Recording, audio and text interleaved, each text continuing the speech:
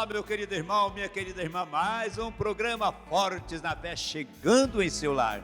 Grande abraço para você que gosta muito de Nossa Senhora, você que gosta da TV Aparecida, você que gosta dos missionários redentoristas. Fortes na fé, alegres na esperança, fervorosos na caridade, inflamados de zelo, humildes, sempre dados à oração, disponível para a missão. Assim é o retrato bonito do missionário redentorista. Meu querido irmão, minha querida irmã, estamos no tempo do advento. É um tempo bonito na igreja, é um tempo de expectativa. E hoje tenho a alegria de ter dois missionários, grandes missionários, comunicadores, falando desse tempo do advento. Henrique, que prazer tê-lo aqui no Fortes na Fé. Que alegria estar aqui de novo, irmão. É muito bom sempre falar da nossa família, falar da nossa espiritualidade, falar do nosso carisma. E como o senhor bem disse, hoje estamos aqui no grupo maior. Tenho a alegria de estar acompanhado aqui do Hélio Marcos. Hélio Marcos, bem-vindo. Prazer tê-lo aqui conosco. Obrigado, irmão Viveiros, Padre Henrique. É uma alegria certamente imensa, enquanto redentorista, falar desse tempo que é tão importante para nós, para o nosso carisma e para a nossa missão, né? Então, estamos contentes e vamos falar de vida. Bom demais. Ô Henrique, já falamos aqui, você já falou, você é mineiro, você é do sul de Minas. Isso mesmo, São Gonçalo do Sapucaí. Um abraço para todo mundo que é aí do sul de Minas Gerais, da Diocese da Campanha. E estou nessa caminhada há um bom tempo já, irmão. Quantos anos, Henrique? Eu saí de São Gonçalo em 2008, para lá não voltei mais a não ser nas férias. E quanto tempo de profissão religiosa, vida missionária? Eita, como quando a gente é professor mesmo? 2012. Final de 2013. 2013, 20 anos. de 2013, isso, 20 de janeiro de 2013. 2013. Fazer 10 anos de profissão. Completei 5 anos de padre no início de dezembro. Legal. E desde que você ficou padre, você trabalha aqui na Basílica, Santuário? Não, passei por Miracatu, que tem uma paróquia nossa lá, paróquia redentorista, a paróquia Nossa Senhora das Dores, e depois de 2 anos lá, vim aqui para o Santuário Nacional. Maravilha. Hélio Marcos, você também é mineiro, tá cheio de mineiro aqui, né? viu? Somos mineiros. Mineiro tá pra todo canto, né? Eu sou mineiro da capital, Belo Horizonte. Apesar da minha família morar lá no Vale do Jequitinhonha, morou muito tempo lá e eu também morei lá há muito tempo, mas nasci lá na capital mineira, Belo Horizonte. Quanto tempo de vida missionária? Olha, ininterruptos, assim, acho que tem essa faixa de 12, 10 anos. 10 mas entre idas e vindas, 6 anos de profissão religiosa. 6 anos de profissão. E de sacerdote? 1 ano e 4 meses. Ixi, tá jovenzinho. Novinho. Novinho. Você tá com quantos anos de padre? 5 anos. Há 5 anos. 5 ok. anos, passa rápido, Gente, voando. hoje nós estamos bem porque nós vamos falar do Advento. Advento, esse tempo maravilhoso de preparação para o Natal. E nós queremos conversar hoje, o Hélio Marcos, o Henrique, como traduzir, como fazer com que as crianças entendam esse tempo do Advento no seu verdadeiro sentido. Como falar para as crianças no tempo do Advento? Eu creio que a igreja ela é bastante didática e catequética na vivência dos tempos litúrgicos, né? Então, começando pela cor, que é o roxo, mas um roxo diferente do roxo da Quaresma, que é um roxo um pouco mais fraquinho, nós chamamos também de rosáceo. Então, já começa pela cor. Esta cor que nos convida a este tempo de reflexão, este tempo de esperança, de expectativa, é claro, que é o Advento, mas a cor roxa, ela já nos sinaliza isso.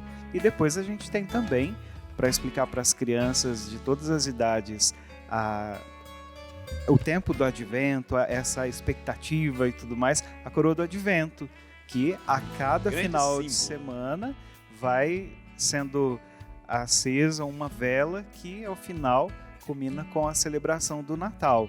Então eu acredito que esses símbolos já nos ajudam bastante a explicar para as crianças por que este tempo se chama Advento, e podemos comparar também com uma escadinha, né, que a gente vai subindo degrau por degrau até chegar ao dia do Natal, que é o dia que nós celebramos a encarnação de Jesus, o nascimento do Filho de Deus. O Henrique, você falou da coroa do Advento. Tem lugares que as velas da coroa têm cores diferentes. Tem lugar que é todas a mesma cor.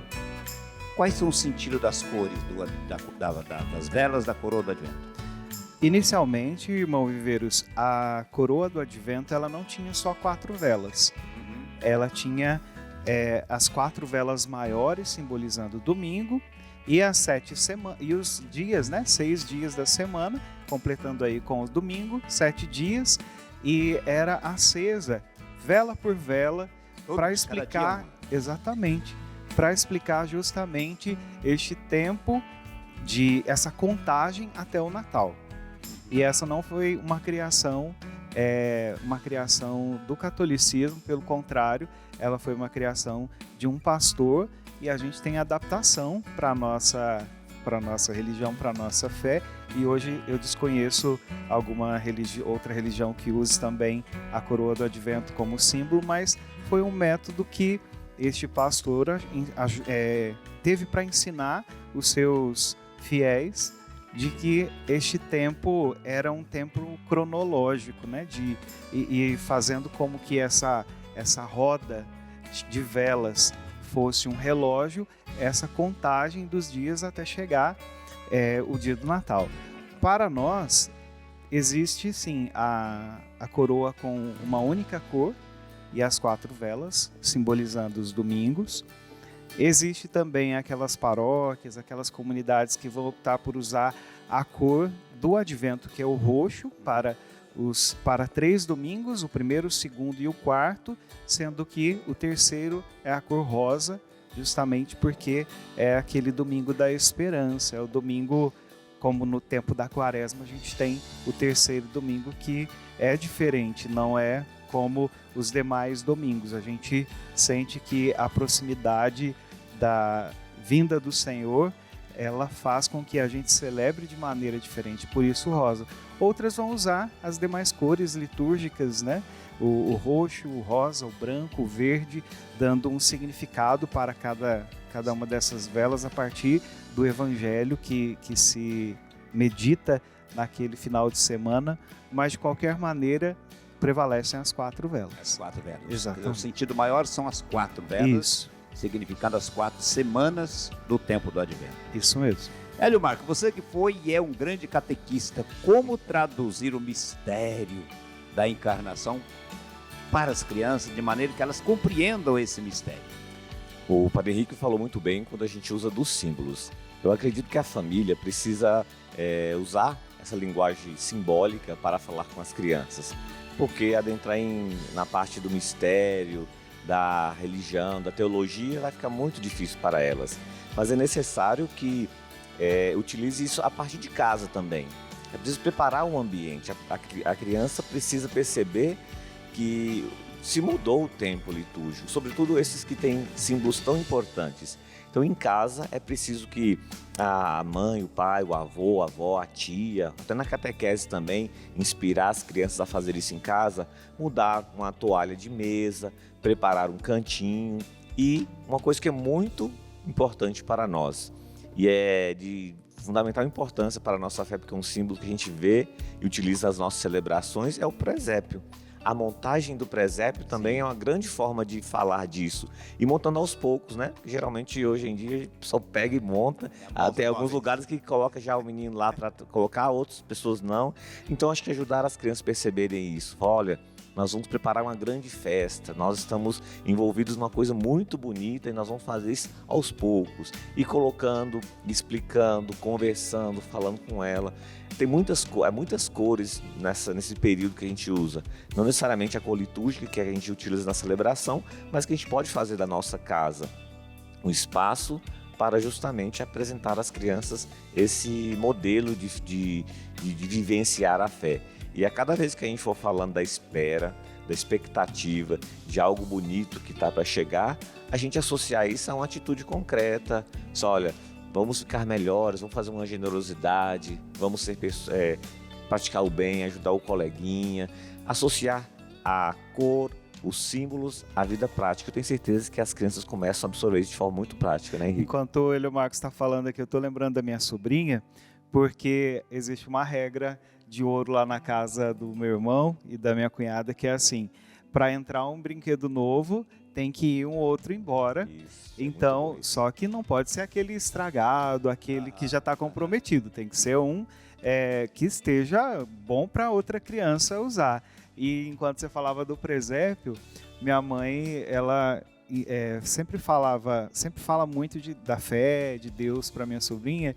E na montagem do presépio lá de casa, a minha sobrinha, agora ela já está com 6 anos, mas na época ela estava com 4 anos, sempre foi apaixonada por dinossauro. E aí ela, pode pôr um dinossauro no presépio? Pode, não tem problema. Né? Por que não? Né? Com 4 anos. Parte, e ali né? ajudou a Elisa a compreender sobre essa encarnação, né? Sobre Jesus, que sendo Deus se faz homem, né? Então não tem problema, põe o dinossauro lá, né? Vai envolver a criança, então faz parte. Exato. Inclusive no projeto Votos Mirins, na revista nesse período de advento, chega na casa das crianças e tem lá uns recortes que ajuda a criança a montar o presépio, né? Então os adultos participam dessa vida, né? Conta o sentido e ajuda a criança a montar. Então esses elementos ajudam bastante as crianças. Às vezes cria-se a expectativa do Natal para as crianças, esperando o Papai Noel, esperando o presente. Aí se transforma o Natal numa festa comercial, né? Eu vou ganhar um presente, papai, enfim. Como traduzir, como fazer com que a criança crie essa expectativa de o Natal, Jesus vai chegar, o menino vai vir. Como fazer isso? É porque as crianças elas não têm essa capacidade de assimilar, de falar assim, o Natal é de Jesus, é o Natal do Papai Noel.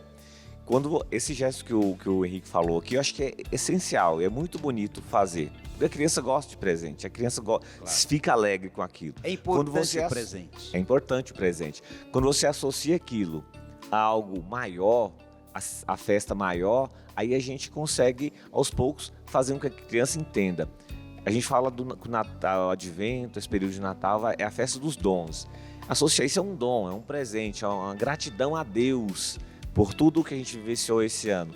E eu quero compartilhar disso com os meus irmãos através daquilo que eu tenho que estar bom, partilhando com o outro. Ou seja, falar dos dons, da partilha, é uma ótima forma de desassociar necessariamente essa figura comercial. Pode falar que é um bom velhinho, que trouxe, não tem problema, mas o sentido maior tem que falar assim, é partilha, é vida e é fé. Acho que se associar isso, a figura não vai ficar tão distorcida, e quando ela ficar mais velha, amadurecer um pouquinho mais, na catequese, aí vai começar a fazer a distinção mais objetiva para as crianças, né? Existe, inclusive, uma associação deste personagem, o Papai Noel, com São Nicolau, né? Nicolau, exato. Que é santo da igreja. Hoje a festa que celebramos. no dia 6, isso mesmo, no 6 de dezembro a gente celebrou. E essa presença da igreja também na história do Papai Noel, eu acho interessante a gente mostrar para a criança. Não é também você acabar com o imaginário da criança, né? Não, Papai Noel não existe, não pode, é só Jesus. Não pode ser, acho que não é por esse lado, demais, né? Mas explicar para a criança, sim, que essa figura bondosa, essa figura caridosa do bom velhinho, do Papai Noel, ela não anula a história de Jesus, né? Eu acho que ela complementa um pouco, se a gente souber entrar no imaginário da criança, eu acho que o desafio maior é esse, você entrar no imaginário da criança e ela imagina muita coisa, para ela tudo é muito fácil imaginar, e aí você entrando no imaginário dela, conseguir mostrar este caminho, fazer esse percurso junto com a criança, acho que isso é importante. Como ajudar a criança a celebrar o verdadeiro sentido do Natal? O menino Jesus. Eu acho que o Hélio Marcos já deu um início na conversa no tempo do Advento, que é esse tempo de preparação. A gente montar o presépio, mas não colocar ainda o menino Jesus. Deixar para esse dia. Para o momento. Para o momento do Natal.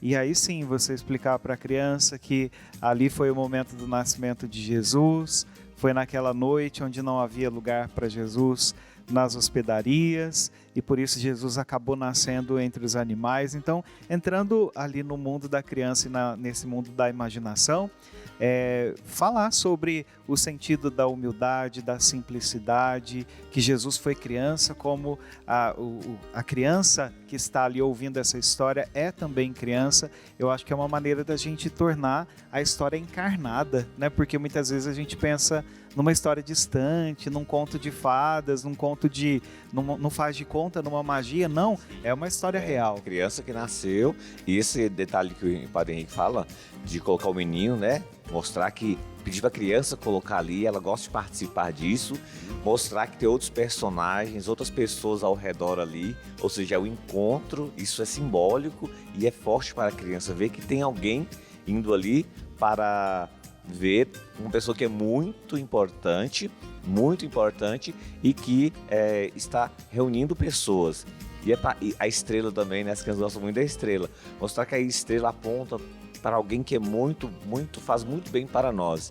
E aí eu volto na questão dos exemplos. Não podemos fugir dos exemplos para ilustrar na vida da criança. Exemplos concretos, reais. Concretos na vida dele. E eu acho que quando a gente fala... Algumas pessoas falam assim, mas a gente vai falar de ajudar o coleguinha, ajudar a coleguinha na escola. É isso mesmo, porque é a realidade das crianças. Olha, se fez alguma coisa errada, tem que corrigir, tem que pedir desculpas, tem que abraçar, tem que pegar na mão, tem que falar coisas bonitas. É gestos concretos que a gente consegue mostrar para as crianças. E a celebração também, né? Natal é tempo de ir na missa também. Então, ir com a criança, né? Não é mandar a criança ir para a missa, é ir com a criança, ir em família para celebrar. Ir lá, na medida do possível, explicar para a criança, porque se lá na casa dela tem um presépio e se na missa levou o menino Jesus para a manjedoura, ela vai lembrar disso, vai fazer associação com essas coisas. E na própria história, o irmão, do nascimento de Jesus, a gente consegue ensinar muitas coisas para as crianças. A estrela, como disse o Marcos, o anjo que aparece para anunciar aos pastores que Jesus nasceu, né? Que são pessoas simples. Por que se troca presentes? Porque é um tempo da gente manifestar de maneira concreta o nosso carinho pelas pessoas, assim como fizeram os magos que vieram do Oriente e levaram para Jesus os presentes. Então, a própria história do Natal, a própria essência do Natal vai nos mostrando o caminho de mostrar para a criança o que é essencial desse tempo. Existe tempo para tudo, existe tempo para missa, existe tempo para ceia, existe o tempo para todo mundo ficar perto da árvore e trocar os seus presentes. Então, assim, uma coisa vai sendo somada à outra, e eu acho que a criança consegue entender desde que você, como adulto, consiga também mostrar para ela o real sentido das coisas. Agora o mistério do Natal. Um Deus plenamente divino se torna plenamente humano, como nós. Esse grande mistério da encarnação. Existe uma forma bem familiar para fazer com que as crianças entrem na dinâmica desse mistério divino e humano, humano e divino? Eu acredito que o mistério é aquilo que não se explica totalmente, né? A partir do momento que você consegue explicar totalmente algo, deixa de ser mistério. Então, para a criança, é muito importante você, penso eu, formar nela também essa sensibilidade de que nem todas as coisas são explicadas, são vistas a olhos nus, são explicadas pela ciência, mas é explicada pela fé. E nós cremos nisso. E aí eu acho que é importante, por exemplo, um outro símbolo do Natal, que é a vela, né? A vela nos remete à fé, nos remete à luz, né? Que Jesus é luz do mundo, essa luz que vem para iluminar as trevas do mundo, né? Para transformar toda a realidade. As crianças também, quando a gente vai falar do mistério, temos que falar para as crianças, de uma forma simples, que existem coisas ruins acontecendo no mundo. Pessoas que passam fome, pessoas brigam, fazem guerra, e falam assim, olha, tudo isso acontecendo, e esse menino que nasce, ele é um sinal de esperança, ele vai nos ensinar que nós devemos ser pessoas boas, nesses sentidos e valores que as crianças entendam, da partilha, do amor e do bem. Então, se está acontecendo isso, a gente olha para esse menino que nasceu na simplicidade, com uma família simples, que foi presenteado para nós também nos fortalecermos, para ajudarmos essas outras pessoas. Então eu acho que é a melhor forma para as crianças, porque se a gente adentrar nesse grande mistério que nós professamos, estudamos e tentamos viver em nossas vidas, eu acho que a gente não alcança. Mas o mistério em si nos ajuda a levar dessa forma para as crianças.